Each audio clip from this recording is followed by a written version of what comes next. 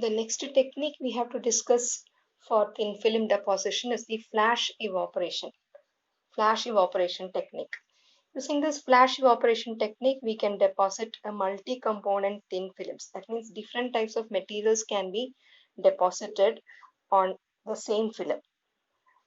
It is useful in growing alloys like nickel, chromium, and semiconductor films like gallium arsenide, gallium phosphide, gallium antimonide, etc.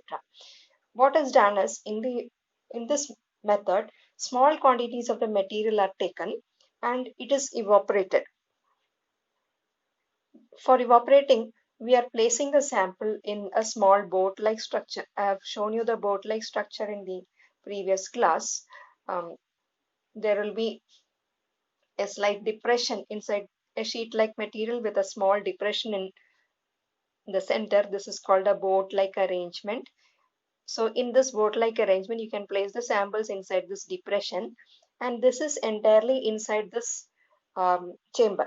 So what happens is this is evaporated. This boat is heated up by resistive heating.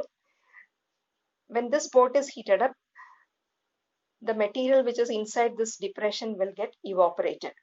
So small quantities of the material to be evaporated is dropped inside the boat, and this gets evaporated and deposited on the substrate.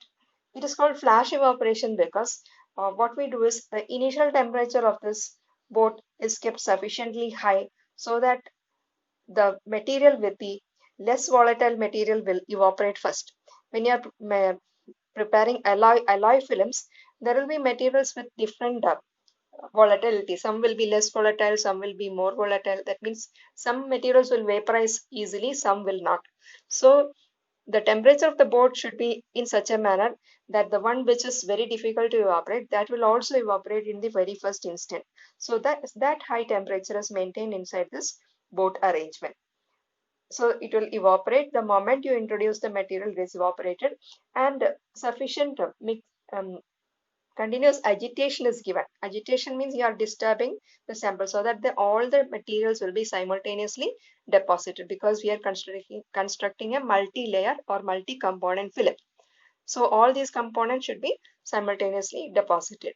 Otherwise, what will happen?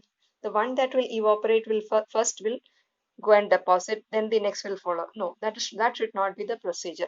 So it should have sufficient temperature to evaporate even the less volatile material the moment you introduce it. So small quantities of the material are introduced inside this and it is evaporated. So in this process, the evaporation is rapid evaporation. Sufficient high temperature is maintained so that it will evaporate. This can also be used to prepare ceramic materials. Ceramic materials like yttrium, barium, copper oxide, which is a superconductor. Such materials are also can be thin film preparation can be done using this flash evaporation. All these materials will be put in the crucible and evaporated.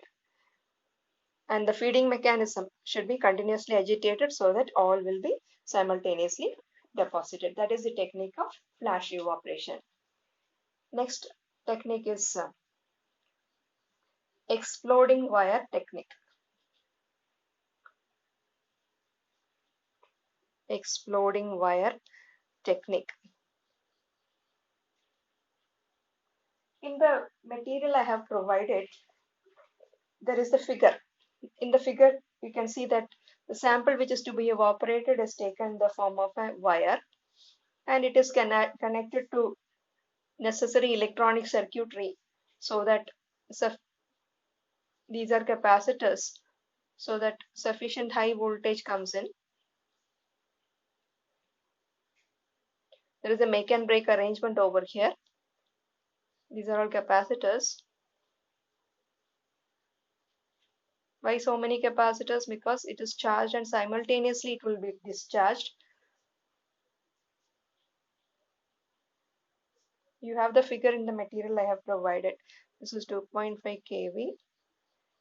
DC is there. This is the wire.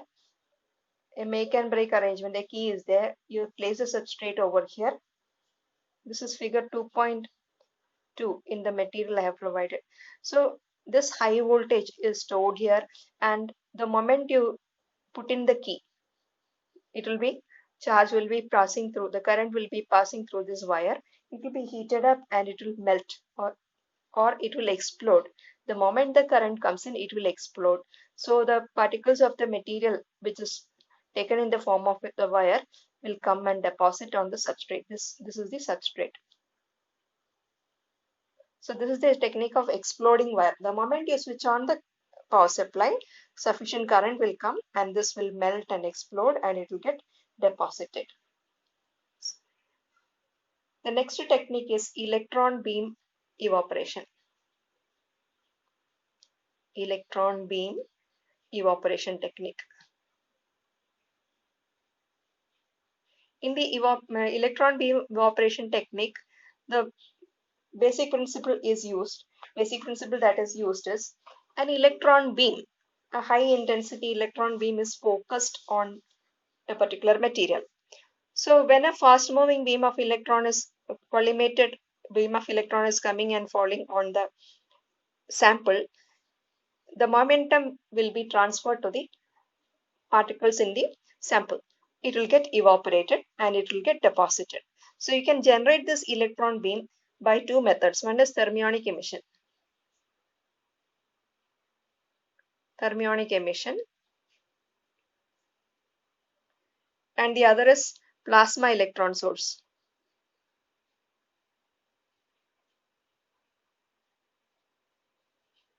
I'm just telling you the main points. The rest you can read in the material. I'm just giving the important points. In the thermionic emission, first we'll discuss the thermionic emission, where a hot cathode is there. Hot cathode will emit electrons. Those electrons are focused on the sample. The sample can be in the form of, say, a pendant drop model is there. You know what is meant by a pendant? Your locket in the mala. So the sample is taken in the form of a pendant. This is the sample. An electrode is there. This is the cathode. Power supply is given.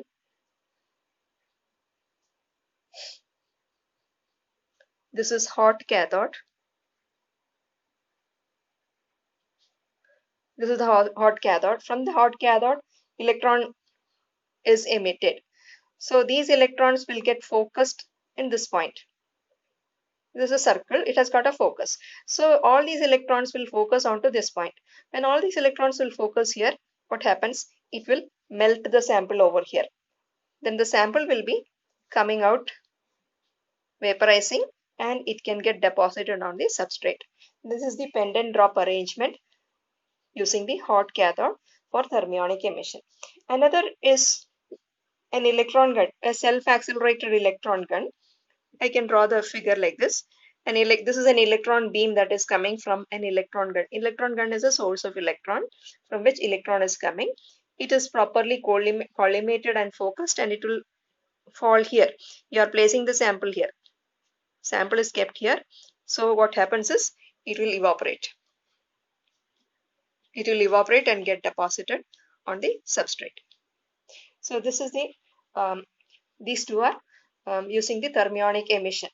One is the pendant drop model, other is the electron gun. You have sufficient magnetic lenses placed over here. There will be an anode or cathode over here to focus the electron beam. Electron beam is coming here. So this is electron beam evaporation using the thermionic emission. In the plasma electron source, what happens is the plasma plasma of the electron generator is directed properly and allowed to impinge on the target. One more arrangement is given in your material where you have the electron beam.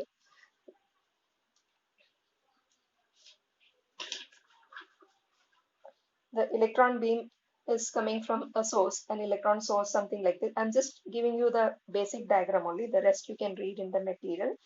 This is allowed to fall on the target. Target is placed somewhere over here. How this is done? We can deflect the electron beam. This is a cathode which is emitting the electron beam, hot cathode, it is emitting the electron.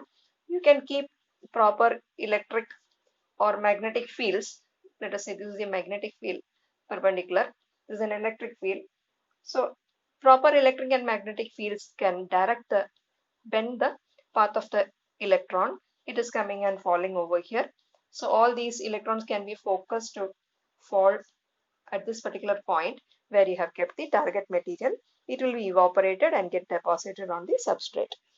So this is the electron beam technique. Next one is laser evaporation technique.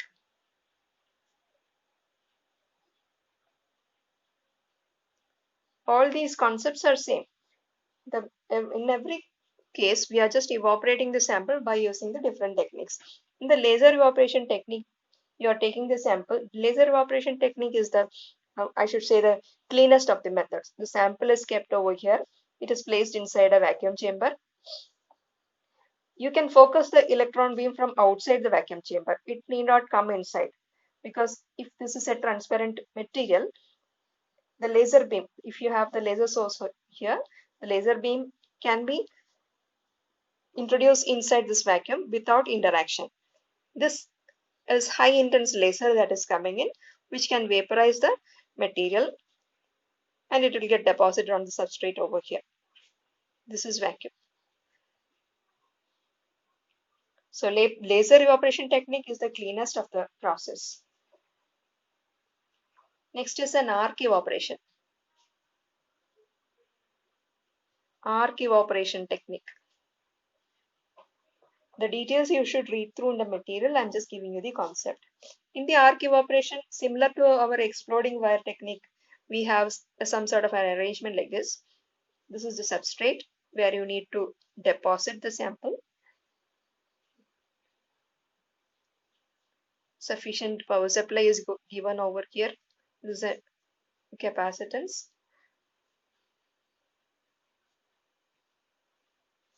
This is a 70 volt DC with 100 ampere. The power is high, 100 ampere, 70 volt. And this is a 10 microfarad. What happens is,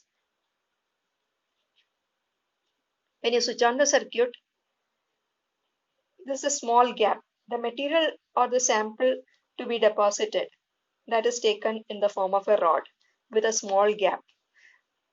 When the current is switched on, due to this small gap, the charged particles will jump over here. An arc is produced.